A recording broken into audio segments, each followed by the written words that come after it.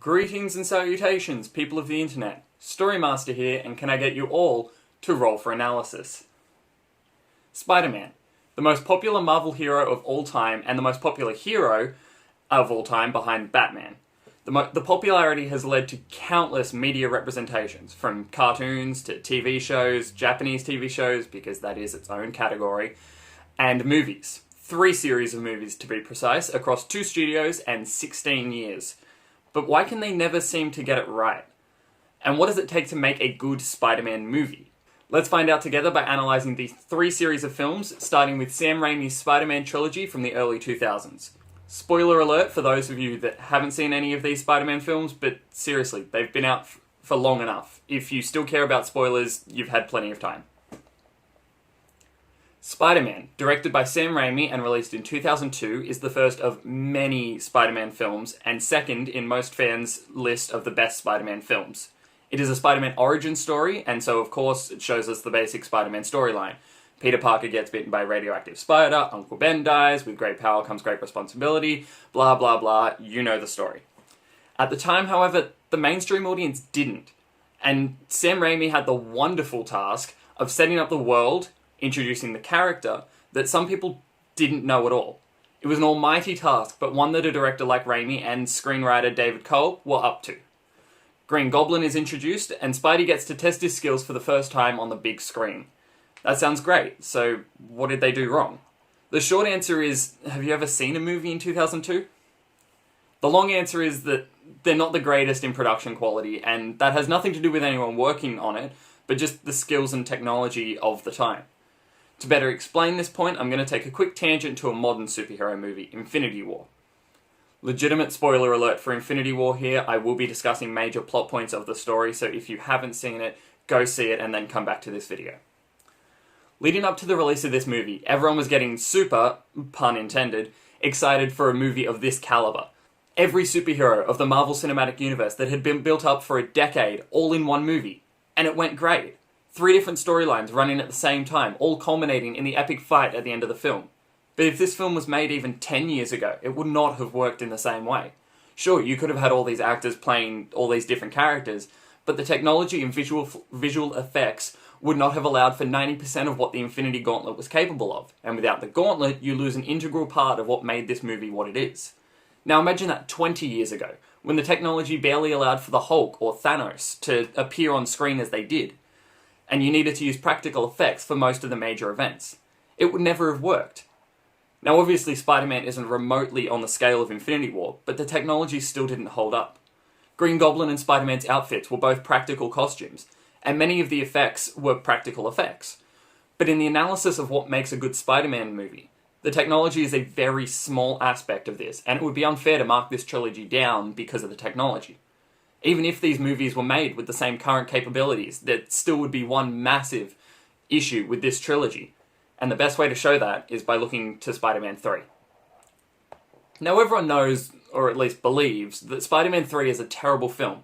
But I don't think that's entirely true. It is a decent enough film. The cinematography is great, the actors are wonderful, for the most part, we'll get into that in a moment. And you can take almost any scene of this film and find a plethora of positive things about it. The problem is, the film isn't a collection of scenes, and when you put all of these things together, you end up with the ultimate hodgepodge of a movie. The Venom storyline, potential for a really incredible look into Peter's insecurities and awkwardness, by contrasting it against both the confident and sometimes downright rude Eddie Brock, and then the Venom-infused Peter.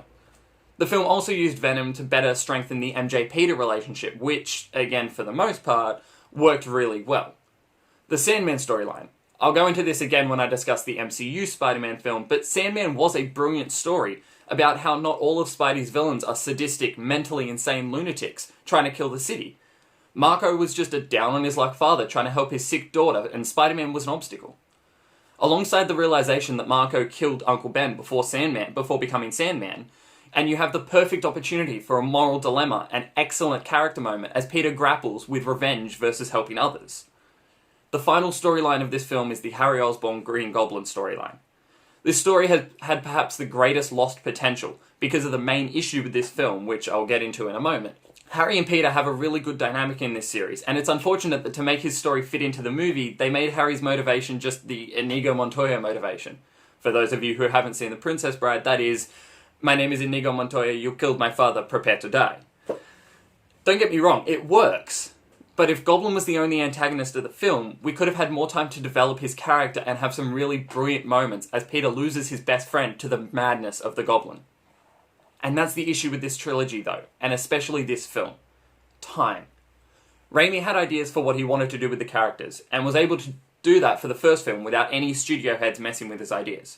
Spider-Man 2. Raimi again got what he wanted, but not without a bit of pushing from the studio, specifically one lovely gentleman by the name of Avi Arad. Now, I'm not going to smear the name of Arad in this video, but I am going to talk about why he is the reason we have so many lackluster Spider-Man. When Spider-Man 3 rolled around, Raimi had plans to make a brilliant character film about Harry, Peter, and MJ, and then introduce Sandman as this new character and primary antagonist. Perfect. 2 antagonists means more time to devote to each story, to let these characters shine like they were meant to. Our friend Avi, who was the head of Marvel at the time, said, and I quote, "You're not paying attention to the fans enough. You need to think about them. You've made 2 movies now with your favourite villains, and now you're making a 3rd with your favourite villains. The fans love Venom. Here's a fan favourite." Now, as we delve further into this series, you may notice that fan favourite appears to mean something different to Arad, but we'll get into that later. He isn't wrong though. Fans of the comics do love Venom. Fans who know these characters love Venom. But the majority of people watching this trilogy were the general populace, and so didn't know Venom that well, if at all. But Arad won out, and Venom was inserted into the film played by Topher Grace. Topher did a wonderful job playing this mirror opposite to Tobey Maguire's Peter, but he was given a lackluster script because of the time restraints and crammed into a film that already had 2 antagonists. It got messy very quickly, and we end up with the sloppy finish that was Spider-Man 3, and the end of this Spider-Man trilogy. Unfortunately, due to the flop that was that movie, the studio didn't continue with plans for a Spider-Man 4. The YouTube channel Cut Short did a great video on what could have been, and I'll link to it down into the description below. Now onto The Amazing Spider-Man. The Amazing Spider-Man, directed by Mark Webb and released in 2012, is what I like to call, we have a bankable character and we'll lose it if we don't make a movie. Quick, make a movie type of film. I say that like it's a common thing to occur, but this is the only time I've heard of this happening. But I digress. During the comic book bust of the 90s, Marvel went belly up and had to file for bankruptcy. In an attempt to stay afloat, they sold off the film rights to many of their more profitable characters. Fantastic Four and X-Men were bought by Fox, while Sony took an interest in our friendly neighbourhood Spider-Man. Then, after Spider-Man 3 didn't succeed quite how the studio wanted, the web-slinger was put on the back burner for the time being. 2010 rolled around, and Marvel told Sony that if they didn't make another Spider-Man movie soon, they would take back the rights to the property. Our good friend Avi was back on the production team for this series, and he desperately wanted more Venom, but they couldn't have him as the primary antagonist again. He was just in Spider-Man 3. Ooh, you know what's having massive success at the moment? The Marvel Cinematic Universe. Let's make a Spider-Man shared universe and build up to a Sinister Six movie. That would be the perfect time to have Venom again. I'll have another video coming out soon that discusses why this thought process is bad for films, but for now, just know that you ought to make a good film and then build a universe around that good film. Mark Webb, coming off the back of the brilliant 500 Days of Summer movie, was set to make this excellent character study of Peter and Gwen Stacy, and in the second film, Peter and Harry Osborn. But Arad's and the studio's persistence to make it set up for a Spider-Verse, as it were, meant that Webb was essentially written into a corner and we ended up with the less than stellar films. It had all the makings of a good film, just like Spider-Man 3, excellent actors, a stellar director, and a brilliant story. What could go wrong? Simple. The same thing that went wrong with Spider-Man 3. Trying to fit too much into one, or I guess 2, films. The Amazing Spider-Man had to redo the origin story, I don't really know why. It had the primary antagonist of the Lizard, and needed to give enough time for his character to be developed. Webb also wanted some excellent character work and growth between Peter and Gwen. A character that larger percentages of the audience weren't aware of, aside from her random appearance in the club scene of Spider-Man 3. And on top of all of that, someone decided that including a story arc about Peter's parents and their death was important to the story. Most probably because of the need to develop that shared universe. And so the mess of a movie that was The Amazing Spider-Man was released, to mixed reviews but impressive box office numbers. Big numbers mean success in the eyes of the business, and so Sony commissioned another Garfield Spider-Man film that would include even more connections to this illustrious shared universe, attempted to use the success of Marvel's most recent film, The Avengers, to their advantage. And yet somehow they managed to make Amazing Spider-Man 2 an even bigger mess than Spider-Man 3 and the original Amazing Spider-Man. Green Goblin, Electro, Peter's parents, Oscorp, Gwen, Harry, all of it crammed into a 2-hour movie. For starters, the story arc with Peter's parents is developed even more in this film, and now their death is connected to Oscorp and the spider that bit Peter. Oh, for the love of God, you do not make Spider-Man a Chosen One hero.